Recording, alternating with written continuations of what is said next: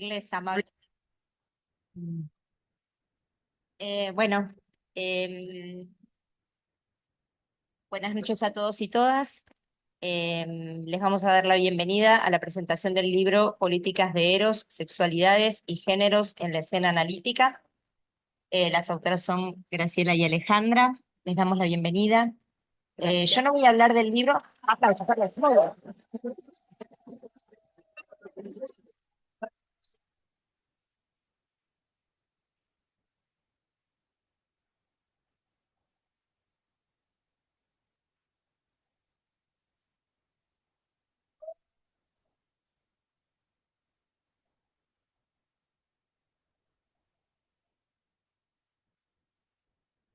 Bueno, me gusta que viene futbolera la cosa.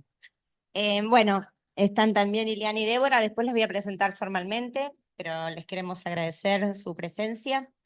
No voy a hablar del libro, porque para eso los trajimos a ellas, pero sí voy a hacer una pequeña introducción, sobre todo en lo relacionado a la amistad que nos une con Graciela y al ligazón que tenemos con la institución. No te voy a hacer llorar. Em, Tal vez. Nosotras cursamos juntas la maestría con Mari, que está por ahí también. ¡Ah! ¡Qué linda! Bueno, bueno, eh, esto es una familia, es muy así. Bueno, ya hace 20, El 2001. en el 2001, 20 unos cuantos. Muy, muy, muy jóvenes ingresamos, ingresamos del secundario muy, muy chicas. Y bueno, y todo este camino nos ha traído acá. Así que para mí es una alegría, un orgullo participar tanto de la mesa con Gra, bueno, con ustedes también, con Ile también, hemos trabajado un montón en la escuela y también un poco estoy acá gracias a ella. Em, y, y es un placer presentar este libro en la escuela. La perspectiva de género creo que nos atraviesa hoy más que nunca. Em, en especial los derechos, la lucha, la amorosidad, la ternura, cosas que hoy tenemos que defender, que juntarnos, que pensar juntos, que acompañarnos. Las mujeres hemos luchado desde siempre y nuestras luchas siempre son por todos y por todas. Así que cuando nosotras nos juntamos y luchamos, estamos pensando en otras mujeres, estamos pensando en nuestros hijos, hijas, en nuestras parejas, en nuestros amigos, amigas, en aquellos que no tienen voz, en los más débiles y, y le damos para adelante por eso, para con amorosidad y ternura por todos y por todas. Así que creo que este libro es muy oportuno. Les agradezco también que me hayan convocado hoy y va a empezar hablando, así no me emociono yo, que saber cuándo frenar. Este, Por eso me habló. bueno, voy a empezar hablando Ileana Fischer. La voy a presentar apropiadamente. Es psicóloga de la Universidad de Buenos Aires, psicoanalista, miembro activo de la EAPG y miembro titular de la Asociación Argentina de Salud Mental, profesora titular de las carreras de especialización y maestría en nuestra casa, en convenio con la Universidad Nacional de La Matanza. Ay, la nieta y la prima. Eh, Profesora del máster en psicoanálisis con adolescentes de la Asociación Clínica Psicoanalítica con Niños y Adolescentes de Madrid, supervisora clínica y profesora invitada en diversas instituciones, ex miembro del Consejo Directivo de la IAPG y ex coordinadora del equipo de adolescentes del Centro Raskowski, asesora editorial de la revista digital de Psicoanálisis Ayer y Hoy, autora de diversas publicaciones en revistas y libros sobre psicoanálisis con adolescentes, autor y compiladora de libros, de los siguientes libros: Primeras entrevistas y encuadre, Ediciones Vergara, y del libro De vínculos, subjetividades y malestares contemporáneos, de Editorial Entre Ideas. Creadora de la comunidad Pensando Psicoanálisis en Plataformas Digitales, dedicada a la transmisión del psicoanálisis. Bueno, bienvenida y te escuchamos. Bueno, primero, ¿se escucha? Sí. Primero la sorpresa, porque bueno, estoy al lado de Deborah Tager. Y la verdad es que, eh, bueno, pensé que iba a iniciar ella, pero está muy bien que sea el cierre porque es el broche de oro. Y Primero, agradecerles a Graciela y a Alejandra, no solo la convocatoria para acompañarlas en esta celebración, sino que, como voy a contar en lo que escribí para hoy, la sorpresa y la alegría de recibir un mensaje en el mes de mayo para invitarme a leer los avances de la escritura de uno de los capítulos de este libro, con lo cual me honró que me convocaran para leer cómo iba esa escritura, dado que es un tema que me atraviesa y me interesa profundamente. Como tenemos poco tiempo y todas queremos hablar, voy a ir directo a los papeles, ¿sí? Voy a empezar con una cita de Mempo Giardinelli, que dice: la literatura es un acto de amor de dos. Si no te leen, no hay cópula. El lector copula con el autor, en otro lado, en un papel, en otro siglo, si vos querés. Pero es un acto de amor de dos. Es un encuentro maravilloso porque uno siempre escribe para ser leído. Siguiendo a Giardinelli, escribir es un acto que adquiere la dimensión de encuentro.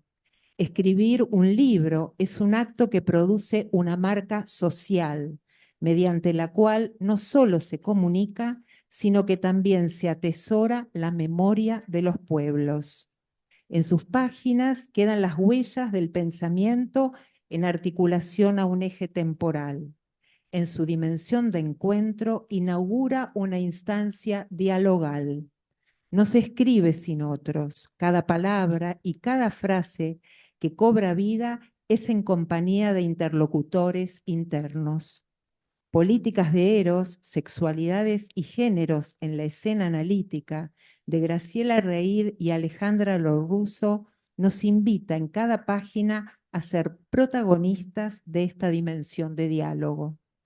Ambas autoras dialogan fervorosamente con una gran diversidad de referentes del psicoanálisis y así establecen contrapuntos, zonas de luz y sombra en la literatura psicoanalítica, plantean debates y convocan a la responsabilidad de la posición del analista. Pero el diálogo no finaliza allí, sino que el texto nos habla. Allí radica una de las cualidades de Políticas de Eros. Es un libro que le habla a quienes leemos y nos interpela a un debate diferido en el tiempo. La política de este libro es hacer lazo, y allí se encuentra la presencia de Eros en esta escritura a cuatro manos. Son cuatro manos que dialogan entre sí en un acto ético creativo y nos invitan en el acto de lectura a hacer de la letra una letra viva. ¿De qué nos hablan Alejandra Lorusso y Graciela Reid? Este libro inicia con algunas notas acerca de la edición y un prólogo exquisito de Débora Tájer en el que no solo destaca el contenido de la obra, sino que también incluye la dimensión del afecto que la une a sus autoras. En este sentido, el prólogo tiene algo de narración. En esta línea narrativa, Graciela y Alejandra nos comparten lo que ellas denominan notas introductorias. En esas notas, la aventura de escribir a cuatro manos, donde nos plantean que la tarea de docencia e investigación compartida por más de 2 décadas en la Universidad de Buenos Aires es el marco de referencia y desde el cual se inaugura el diálogo.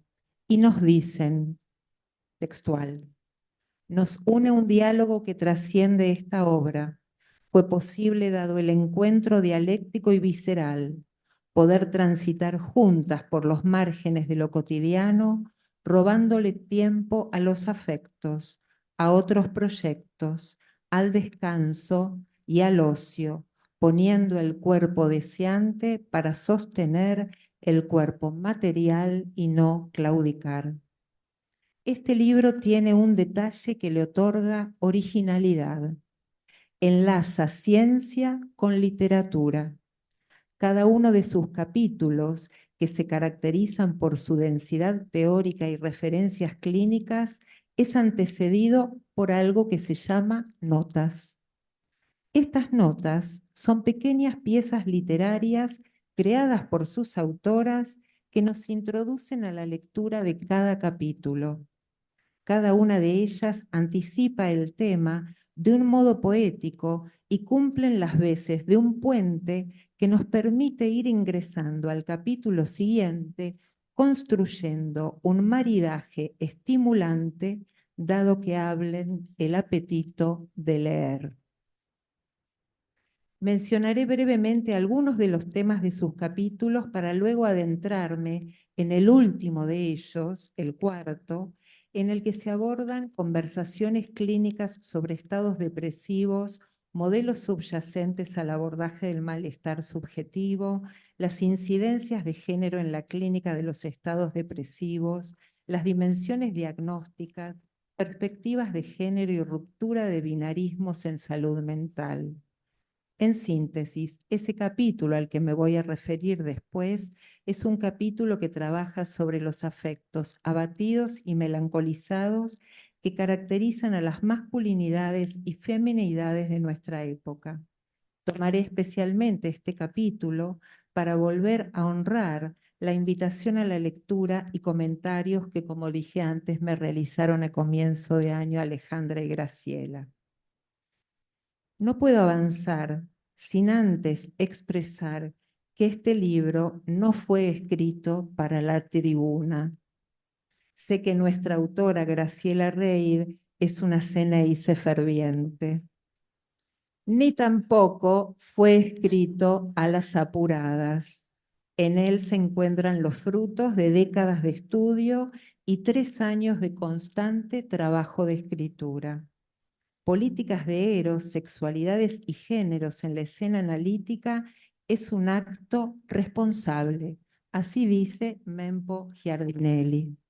El hecho es que cuando de repente me encontré, por un hecho absolutamente azaroso, con que alguien iba a leer lo que yo escribía, empecé a darme cuenta de la responsabilidad que eso implicaba. Sus capítulos recorren temas como género y sexualidades en los que se despliega el enigma de lo disidente, feminidades y maternidades en clave feminista, violencias de género, amores disciplinados y diversas concepciones de la maternidad, la incidencia de la tecnociencia y el erotismo en clave disidente, y puedo seguir. Pero ahora voy a volver al capítulo 4.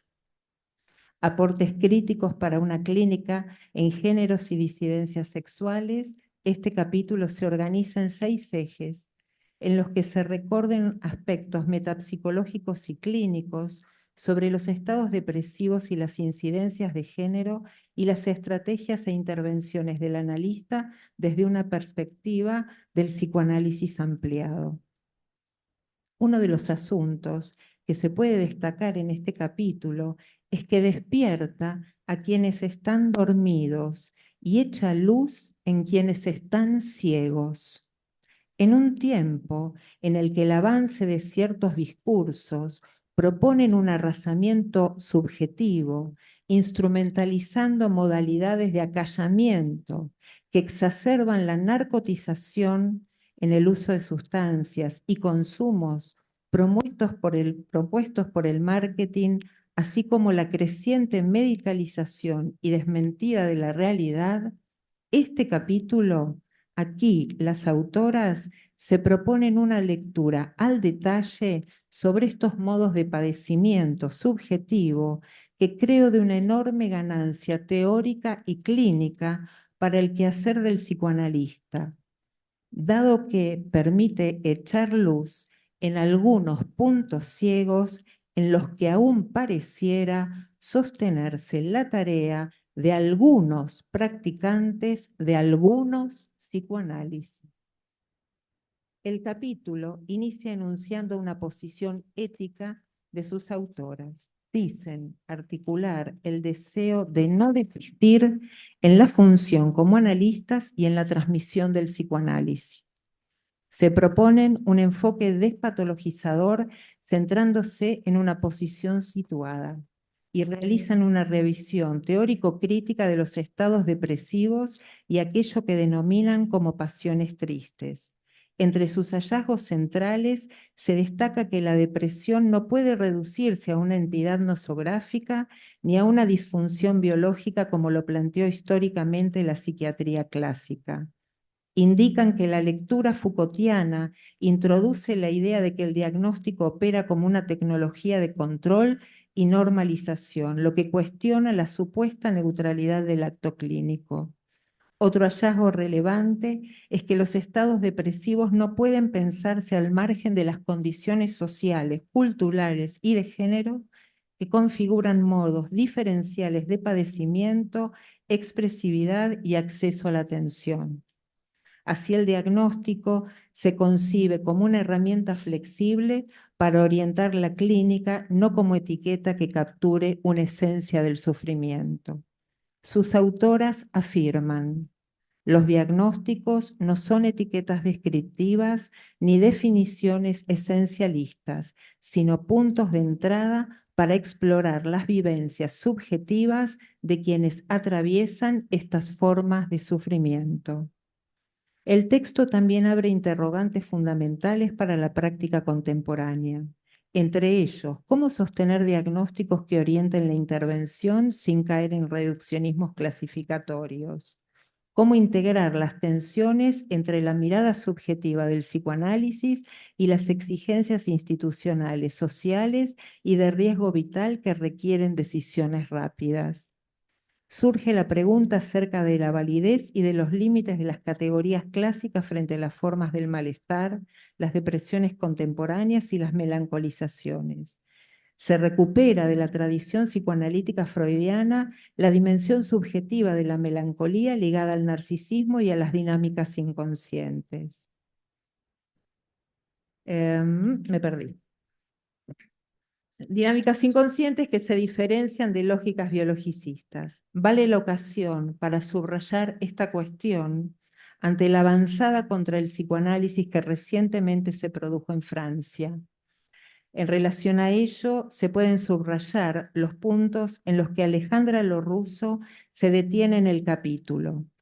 Los paradigmas, dice la autora, que atraviesan el trabajo en salud mental y en cómo discursos normalizantes, solidarios con los requerimientos de los poderes dominantes, tienden a homogeneizar diferencias y subjetividades, se establece una posición crítica a las narrativas centradas en la adaptación del yo habituales en medios de comunicación y redes sociales, y señala que su reduccionismo transforma el malestar en una cuestión meramente individual al costo de negar la dimensión inconsciente y el espesor sociopolítico de la subjetividad.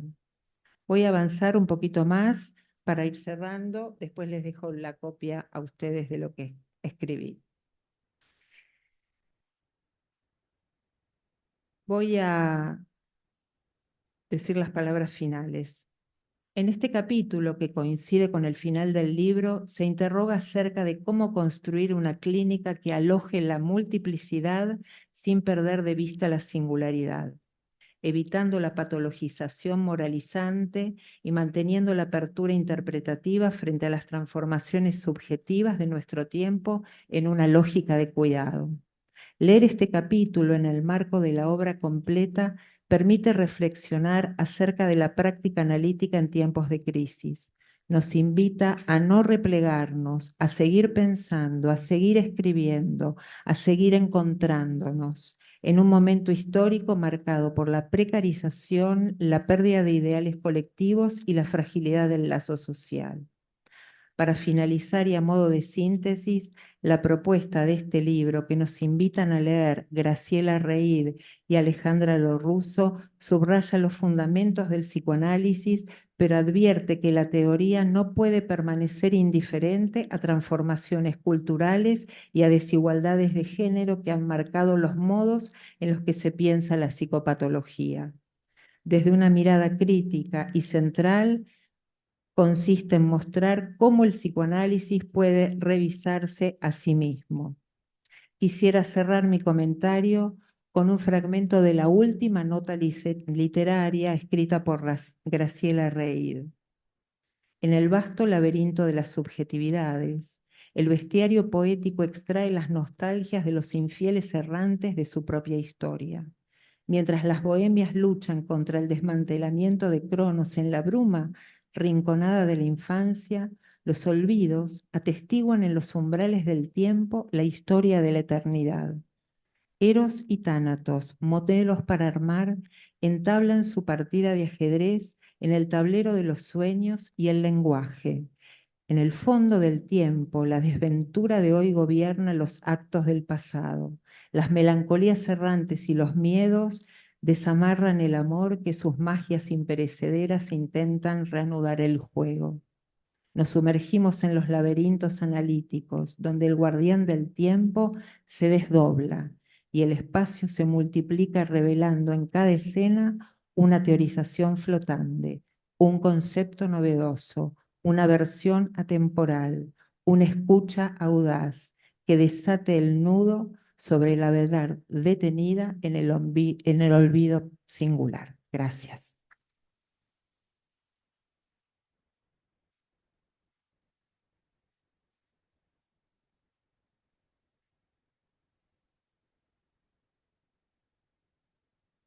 Muchas gracias, Ile. Bueno, ahora vamos a escuchar a Débora Tájer y también la presentó apropiadamente. Débora Tájer es doctora en psicología, psicoanalista, profesora a cargo de la Cátedra de Introducción a los Estudios de Género y Salud Pública, Salud Mental 2 de la Facultad de Psicología de la Universidad de Buenos Aires. Directora del programa Actualización de Posgrado en Subjetividades y Género de la misma universidad y directora de proyectos de investigación UASIT en salud, subjetividad y género desde 1998. Cofundadora del Foro de Psicoanálisis y Género de APBA y actualmente es parte de su comité asesor. Autora de Heridos Corazones, de Paidós de 2009, y Psicoanálisis para Todes, de Topía 2020, traducido y publicado en portugués y en inglés. Compiladora de numerosos libros y coautora de otros, y de múltiples artículos científicos y de divulgación general en español, portugués, inglés y francés. Oradora TED 2019 y ex coordinadora general de la Asociación Latinoamericana de Medicina Social ALAMES. Bueno, Débora, bienvenida y te escuchamos. Bueno, muchas gracias.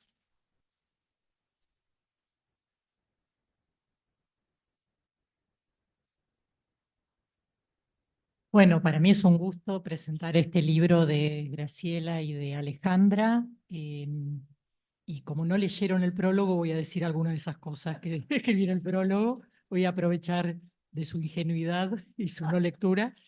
Este, bueno, este es un libro que habla mucho sobre la escritura, habla mucho sobre lo que es escribir, ¿no? De lo que es escribir en general, de lo que es escribir en psicoanálisis, de lo que es escribir para mujeres. Y fundamentalmente de lo que la escritura permite como procesamiento psíquico, ¿no? Como escribir es una forma de metabolización de lo que va aconteciendo externa e internamente. Y una de las cuestiones que se ve mucho en el libro es algo que muchas veces hemos conversado con ambas autoras, porque trabajamos juntas hace muchos años, de que se escribe mientras se vive. Entonces va teniendo los derroteros de acompañar la vida, pero eso me parece que es algo que en vez de verlo en menos, creo que forma parte del plus, ¿no? Que hay vida en la escritura y en esta escritura en particular. Otro de los temas que plantea el libro es la importancia de encontrar lugares seguros de trabajo, lugares donde podamos desplegar y experimentar, donde podamos decir cosas, ¿no? Que sean alojadas bien, benignamente, ¿no? Para poder desarrollar nuestro propio planteo.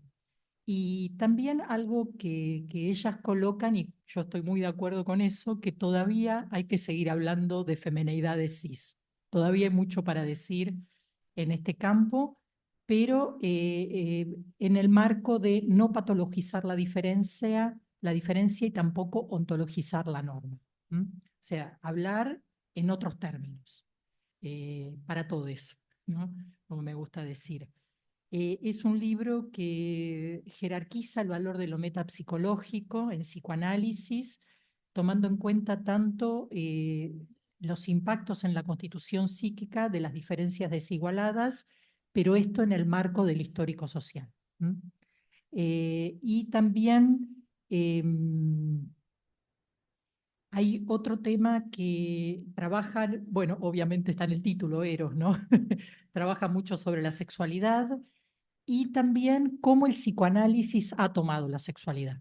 No solamente cómo es la sexualidad, sino el discurso del psicoanálisis o de los psicoanálisis sobre la sexualidad.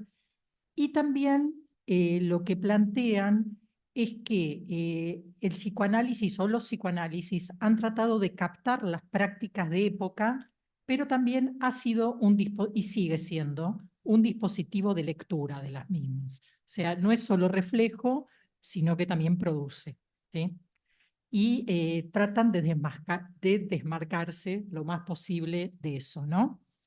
De alguna manera a mí se me ocurre una frase como que nunca la sexualidad fue solo lo que el psicoanálisis dijo de ella, ¿no?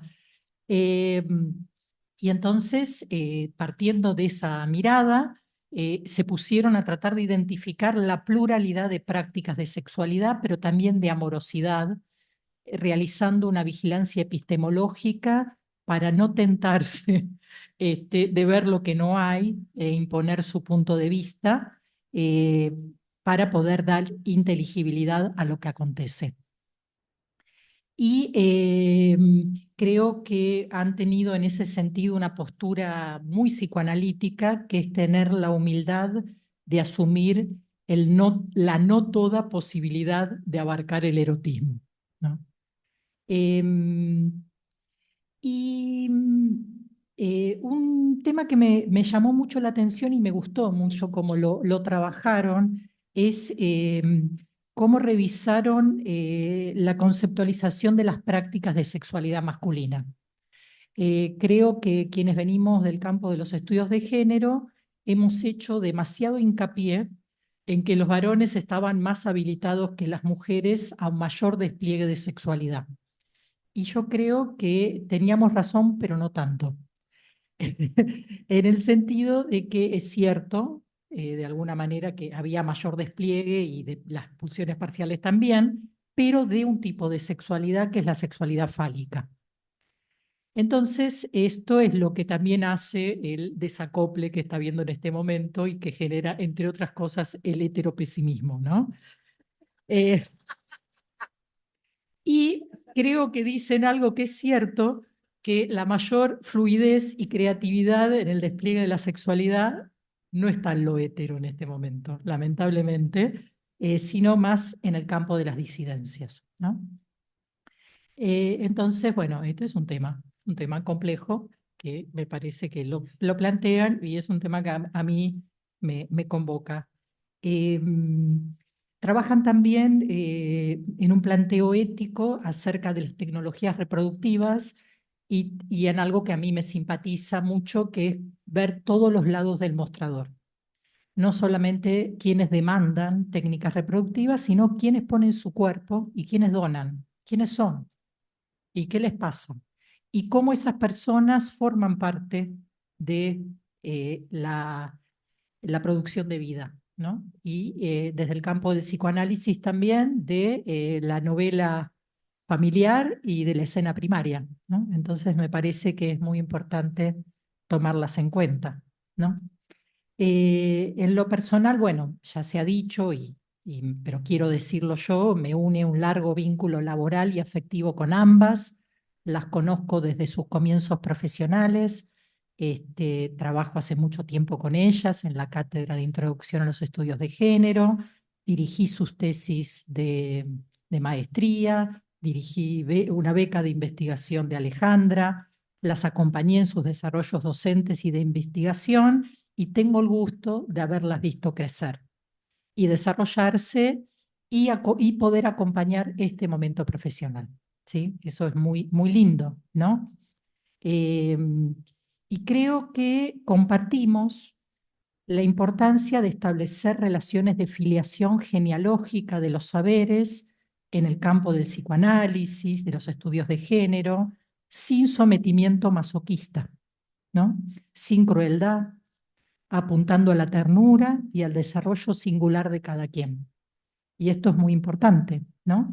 Y esto permite acompañarse en las diferentes etapas de cada quien y permite habilitar experiencias psíquicas de gratitud y reconocimiento, ¿sí? Y crea sororidad que no es punto de partida. La sororidad hay que construirla, porque si no se va a una categoría que es el conchudismo, que también existe. No. Entonces, este libro trabaja mucho sobre el sufrimiento humano, qué hacer con él, sobre el malestar sobrante generado por las condiciones de desigualdad, y enfatiza, como les decía, una vez y otra vez el lugar de la escritura, pero también del arte, como dispositivo de metabolización del malestar sobrante. Como modo también, tanto el arte como la escritura, de expresar lo indecible, ¿no? Eso que no se puede decir y que no se puede escuchar tampoco, ¿no? El horror, muchas veces. Y volviendo al tema de la sexualidad, ¿no? Bueno, ya creo que lo dije, pero me vuelve, cuando leía el libro, digo, bueno, pero ¿quiénes están haciendo estas cosas ahora? Digo, las fugas, las prácticas, y bueno, y sí, son las mujeres y las disidencias, ¿no? Entonces, me parece que ese es un tema que insiste mucho en el escrito.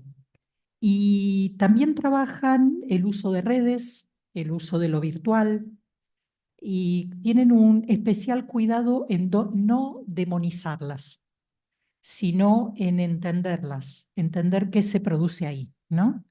Y dónde anida lo desubjetivizante y dónde está lo raro, pero que no es desubjetivizante, ¿no?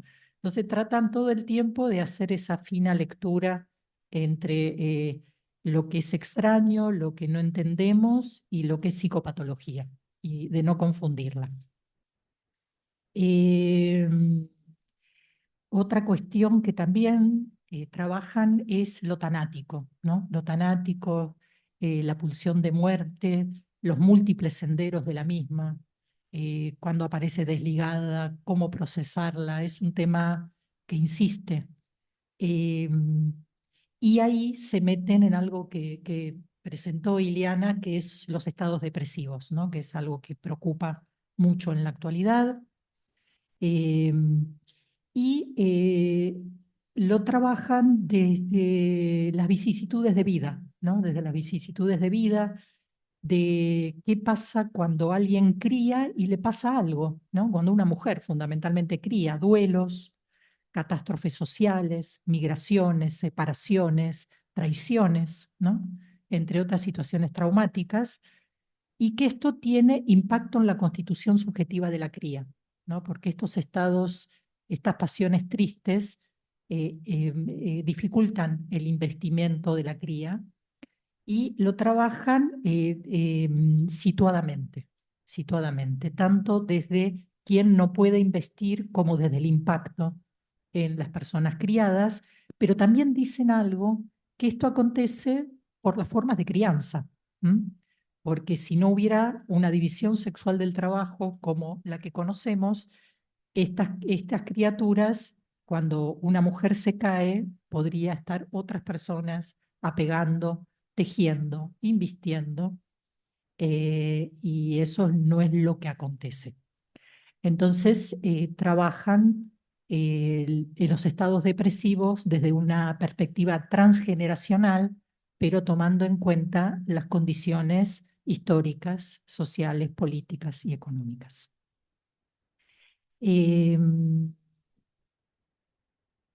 Bueno, trabajan, como contaba Ileana, los duelos generizados, ¿no?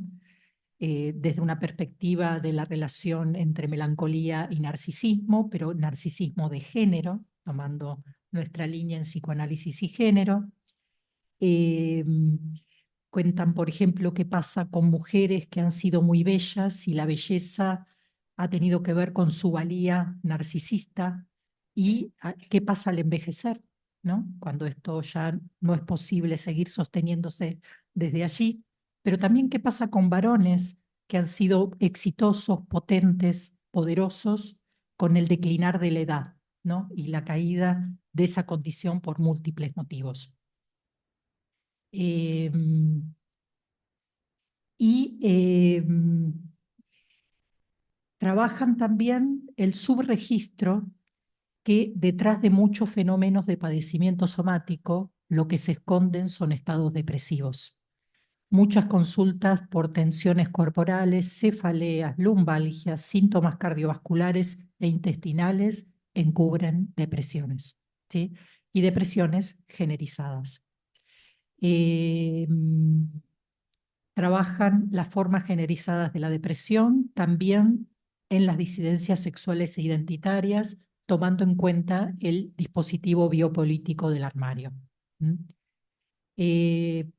Voy a finalizar diciendo que es un libro que recomiendo enfáticamente su lectura. Creo que quienes quieran seguir enriqueciéndose, indagando en los aportes de una práctica y teoría psicoanalítica con perspectiva de género y diversidad, deben leerlo. Así que bueno, me despido de esta hermosa audiencia de esta manera. Muchas gracias.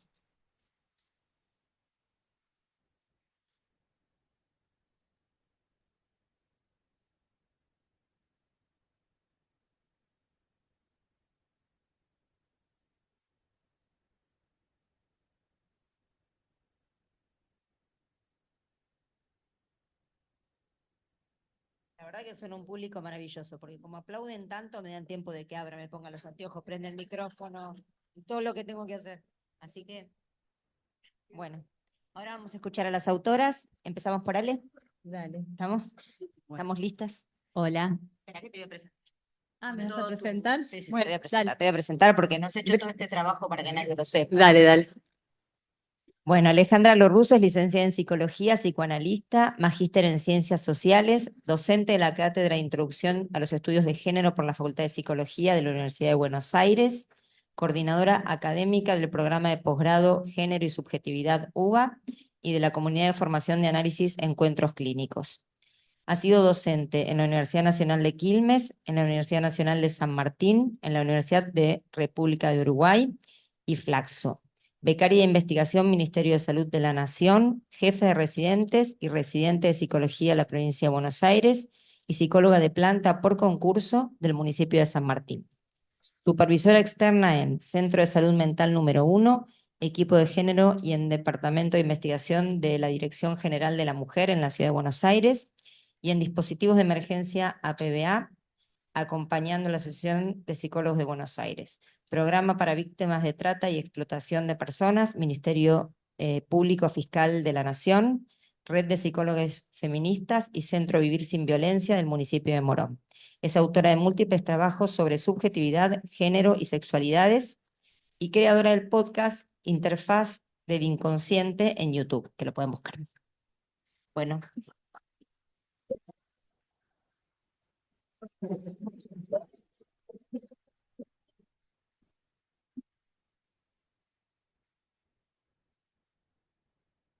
Bueno, hola.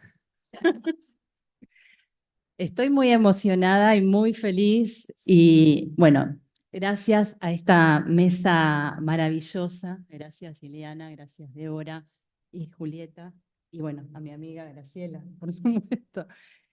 Bueno, gracias a la escuela por recibirnos y bueno, gracias a todos ustedes por venir y por brindarnos este tiempo. Así que bueno. ¿Qué voy a decir? No sé, ya dijimos todo en el libro, ya está. Bueno, este libro... Ahí vino.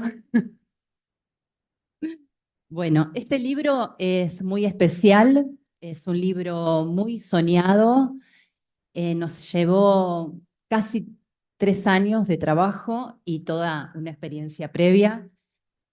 Y creo, y en esto coincidimos, pienso con Gra, lo hemos charlado, que ha sido posible gracias al acompañamiento mutuo, al pensamiento mutuo, tanto en los capítulos que escribimos verdaderamente a 4 manos, como los capítulos individuales.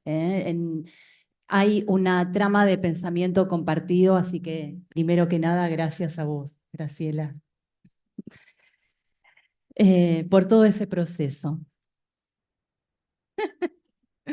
Bueno, ustedes saben que un trabajo, un proyecto como este, y les pasará a cada quien en su rubro o en sus cosas, en este caso que implica escribir, implica sustraerse de un montón de situaciones, de un montón de escenas, volverse sobre el mundo propio, volverse sobre el proceso creativo.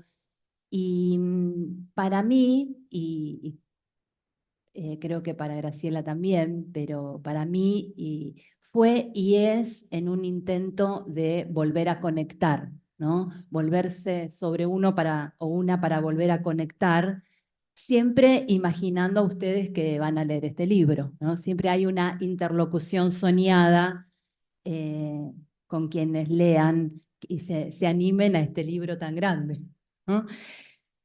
Porque no se trata, creo, de ideas abstractas que existen por fuera de los cuerpos sintientes, erógenos y de las experiencias de vínculo con los demás. Este es un libro que intenta llegar de otra manera para estar, para compartir, para amar y como psicoanalistas para ayudar a otros y mi rol que formo mucha gente en esto para ayudar a ayudar. Eso es, creo yo, la propuesta fuerte de políticas de Eros para el trabajo clínico y frente a estos tiempos de crueldad, también una política de Eros para la vida. Y en el sentido de Eros para la vida, bueno, quiero agradecer mucho a mi familia, a mi hija Luciana, a mi hijo Iván, a mi compañero Sergio, que me han acompañado y son testigos de mi trabajo, y también a mis amigas, que también son mi sostén, y amigas random de la vida, de distintas procedencias, para ellas, para ellos, para mi familia y para ellas mi gratitud.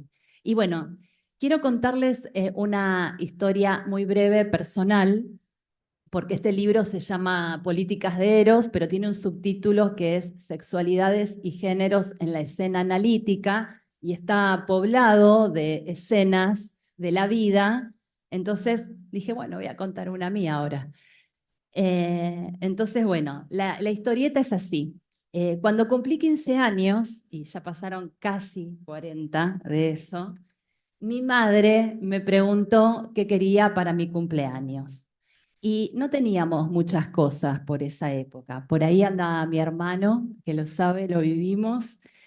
Y bueno, está con su esposa acá, Silvina. Gracias a ambos por venir. Y bueno, mis sobrinos que andan por el mundo. Pero bueno, sigo con la historia. Para los 15 iba a recibir un regalo y pedí chan, una máquina de escribir. Con el diario del lunes es como obvio, pero era raro para el estándar de la cultura quinceañera conurbana de la época, de los fines de los 80 era raro. Entonces, mis padres me dieron entonces una máquina Remington, marca Remington roja, con una tapa hermosa roja. Y eso fue algo enorme para mí en muchos sentidos y me acompaña, la tengo todavía en mi consultorio. Un Eros, ¿no? El color ya marca. Bueno, pasaron muchos años y con esa máquina hice varios trabajos como estudiante y escribí una monografía que me permitió ingresar como docente a la Universidad de Buenos Aires, a la Cátedra de Introducción a los Estudios de Género. Entonces, quiero agradecer a la universidad pública y quiero agradecer muy especialmente a la profesora Débora Tájer, que ha sido y es una mentora excepcional, y por el privilegio de estar en tu equipo, de ser parte y del orgullo de poder sentirse parte de un equipo de trabajo. Y hoy además están acá queridos y queridas docentes de la cátedra, de otras épocas de la cátedra y de colegas que la integran ahora. Gracias por todo el estímulo, siempre a pensar más, a ir para adelante y a bancar los trapos con lo que pasa en la universidad. Y bueno, y estos últimos años de trabajo, hay una sintonía especial que quiero agradecer por la conversación genuina y generosa con una red hermosa del amor de colegas que integran el espacio que llamamos Encuentros Clínicos Comunidad, que atraviesa distintas provincias y países y los grupos de estudio y supervisión que están por ahí también. Gracias a cada una y a cada una por sus preguntas estimulantes sobre la tarea clínica y por todo lo que compartimos más allá del trabajo. Bueno, gracias a Ileana por la presentación, a Débora, a Magdalena Echegaray, a Andrea Rur, a Ivonne Haddad, a Lucía Saavedra, que leyeron partecitas del libro, capítulos y nos dieron sugerencias. Y quiero hacer un agradecimiento especial a Silvina Ferreira dos Santos, que nos unió con Graciela en una escritura compartida anterior y que fue como una semillita para este libro, y gracias a los y las pacientes sobre quienes se inspiran estas páginas y para quienes tratamos de trabajar mejor cada día. Bueno, quiero agradecer también a Leticia Obeid por la belleza de su obra que está en la tapa del libro, y a la editorial Letra Viva y a Leandro, su director, por hacer este libro como lo soñamos. Y bueno, quiero agradecer también a la familia de Graciela, a Adrián y a toda la familia por la ayuda de siempre, en este caso para hacer esta presentación, y a vos, Gra, por la complicidad y la amistad y el estímulo a conectar con la dimensión literaria que soñaba cuando pedí ese regalo, y desabrochar el corset que a veces tenemos mucho en la escritura académica, para coquetear un poco con la literatura. Y en este libro quisimos que estén presentes un poco de esos dos modos de la escritura, el que piensa desde la ciencia y la academia y el que sueña poéticamente. Y para cerrar, quiero decir que me gusta imaginar que entre aquella máquina de escribir y este libro hay un mismo latido, hay un tono sanguíneo, como si Eros, en ese color y ese latido que le representa, viniera a recordarnos que toda palabra, o al menos nuestras palabras en políticas de Eros, nacen del deseo. Y espero que ustedes también puedan sentir en este libro esta política que late. Muchas gracias.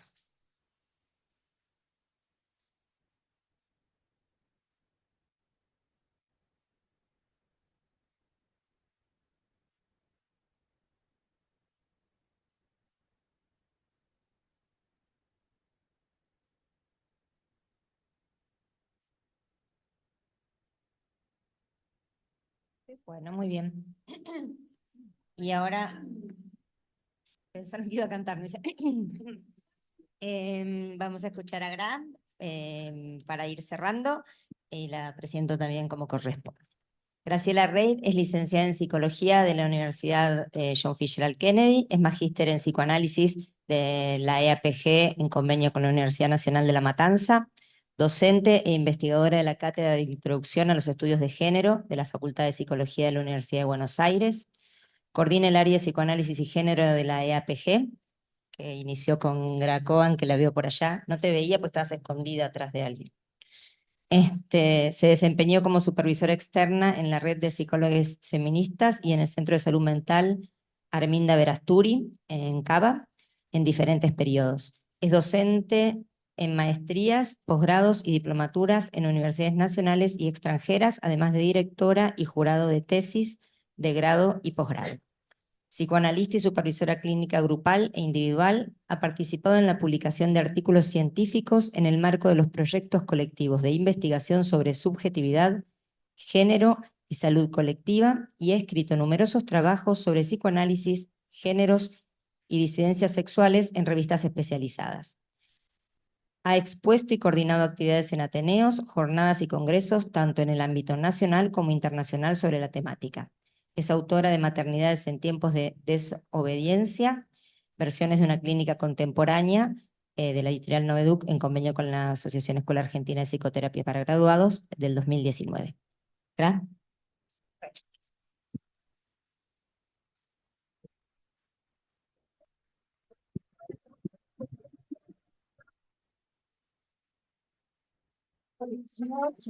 A todos, todas, todes.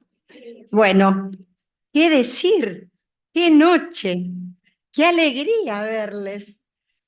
¡Qué noche tenés! Sí, gracias primero a la escuela, que es casa, que es hogar para nosotras, por alojarnos, sí, un gran gusto.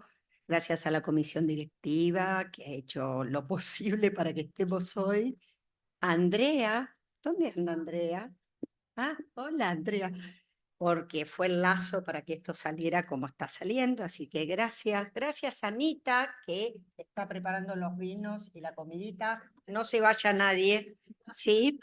Y les cuento que hace unos días tuve un sueño, pero como hay tantos psicoanalistas acá, no lo voy a contar. Bueno, un poquito lo voy a contar. Yo llegaba este día y entraba a la escuela, abría acá y había un recital. Ni una mesa, ni un vaso, un recital. Yo dije, este fue Leandro, que anda con el rock, es Leandro, porque no puede ser. Y no, es que hoy empezamos la gira. Gracias, Leandro.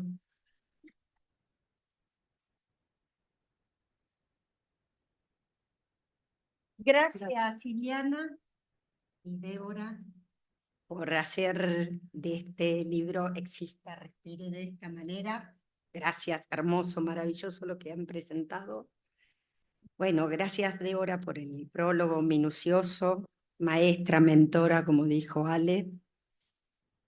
Trabajar juntas tantos años, formarme con vos y ese plus de celebrar la amistad que nos une, el codo a codo, en las buenas y en las no tan buenas, en los encuentros de hechiceras, en los aquelarres compartidos, en los amarres que entrelazaron nuestras familias y las palabras y el abrazo justo en momentos de mucha inquietud. Gracias por tantas alegrías y el honor de presentar el libro que también te reconocemos en la genealogía que nos habita. Gracias.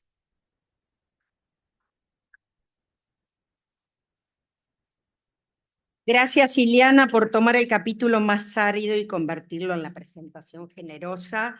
Y aparte, el luquete, igual que el libro de la camisa. El outfit. Eso es Iliana. ¿Sí? Gracias, Juli. Ya dijiste algo, pero yo también lo había escrito.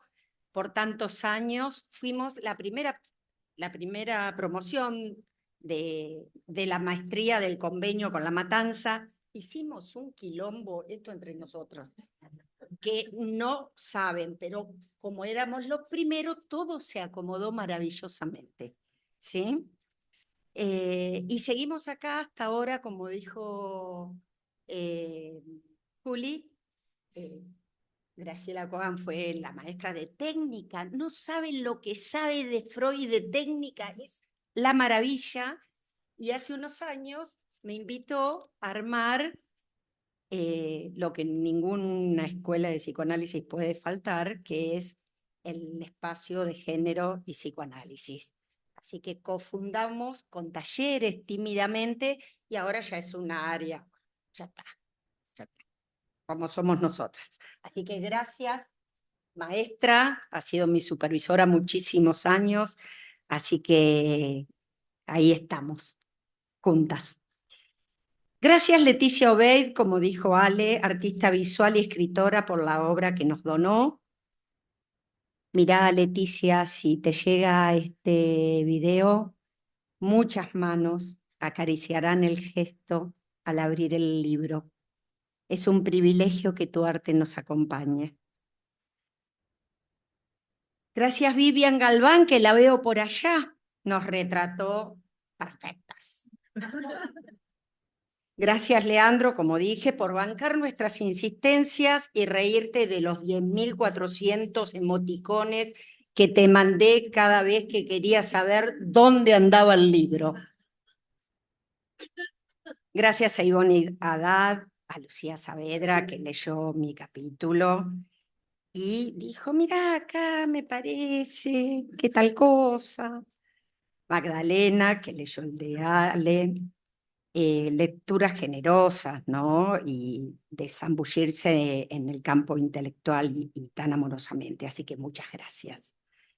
Gracias a los y las colegas que hacen la trama infinita del intercambio clínico, en las supervisiones, en las formaciones, en lo académico y también en la vida. Gracias a los pacientes, que ahí vi algunos, ¿sí? Sin ustedes, este libro serían hojas en blanco. Quiero dedicar este libro a quienes se empujan el porvenir, a mi nieta Elena, aquí presente, a mi nieto Frank, que hoy cumple 1 año en Londres. Ambos son el elogio de la ternura, y que nos recuerda que vale la pena seguir luchando e imaginando un futuro mejor para todos. A mi marido, compañero de vida, gracias por el humor, por la generosidad, amarraditos hace 40 años, y gracias por los vinos de hoy. Sos amor, Adrián Charaz. A mis hijos, Camila y Octavio, que son y me recuerdan quién fui y mueven la ola del deseo para adelante. A Dana, mi nuera, con quien desmentimos absolutamente el mito de suegra nuera. Gracias por tu amorosidad, por los postres de hoy y por tu risa contagiosa. A mi papá, a mi hermanita que está acá, a mis sobrinas y sobrinos, por ahí anda mi sobrino, el más bello. A las familias ampliadas que tenemos de un lado y del otro del charco, a mis amigas de la vida, ¿sí? Acá está Mariela, hicimos la carrera juntas, soy la madrina de su hija. Acá hay unas cuantas que hicimos la maestría juntas, así que guarda. Gracias por estar, por sostener. Gracias a los amigos de la vida, ahí los veo, inmensos, Diana, Jaime y tantos otros. Gracias, Julie, por las fotos. Gracias por ser nuestra fotógrafa, capturando instantes. Y para terminar, a mi compañera de aventura, a la Ale, por ayudarme a conectar con la experiencia de escribir, esta vez a 4 manos, para pensar de a 2, que se vuelven multitudes. Como ya dije en las redes, porque parece que hoy nacemos primero en lo virtual, entonces, hablando del libro que iba a salir, he dicho algunas cosas que voy a repetir para hablar de este encuentro con Ale, para hablar de esta amistad, para hablar de la creación. Bueno, a nuestra madrina, que fue, empezamos con Silvina, acá lo puse, ¿sí? Después el teórico de cátedra, ¿sí? Amárrame, no saben lo que fue. Se convirtió en un artículo de erotismo, acá está, Letra Viva, lo publicó, gracias Letra, Topía, perdón, Topía, sí, perdón, y ahora en Letra Viva, perdón, y tenía que ser yo, discúlpenme. Y bueno, y escribir juntas fue una borrachera luminosa. ¿Sí? La escritura de este libro nos dejó la dulce resaca de haber intentado hacer arder todo por dentro y por fuera. Fuimos peregrinas de noches larguísimas, como ya dijo Ale, y Débora también, le robamos tiempo al ocio, a los afectos, y sobrevivimos al naufragio de las palabras esquivas, a la intemperie de lo indecible, del sufrimiento humano, cómo alojarlo, cómo trabajar y cómo escribir sobre el dolor. Empezamos jubilosas con erótica, obviamente. Ahí nos amarramos al deseo, fue el primer capítulo, que tal vez nos recordó que la teoría también se escribe con los cuerpos. Cada una escribió su capítulo con voz propia, pero en una sintonía misteriosa, donde el pulso común nos guiaba en forma de entrar y retirarnos sin perder el compás. Y entonces llegó Aportes Críticos. Ahí el temblor se hizo carne. La escritura se volvió intemperie. La literatura se volvió cómplice y vino al rescate las escenas clínicas. Y el pensamiento de a dos encontró su filo ético. Escribimos porque hay tiempos en que la crueldad parece ocuparlo todo. Mientras el mundo levanta fronteras y algoritmos, nosotras escuchamos, trabajamos con el dolor, escribimos e insistimos para no caernos. Y de algún modo, yo lo sé, vos y yo nos ayudamos a vivir, porque nos pasaron muchas cosas. Escribir no es una fe ingenua, es una terquedad deseante, es un acto político. Elegir Eros para el título fue una apuesta. El Eros, ese dios sin templo, sigue tallando el tiempo con la obstinación de quien sabe que la ternura todavía puede torcer la historia. Y como dijo Ileana, maridaje y apetito, muchas gracias a todos, los invitamos a brindar.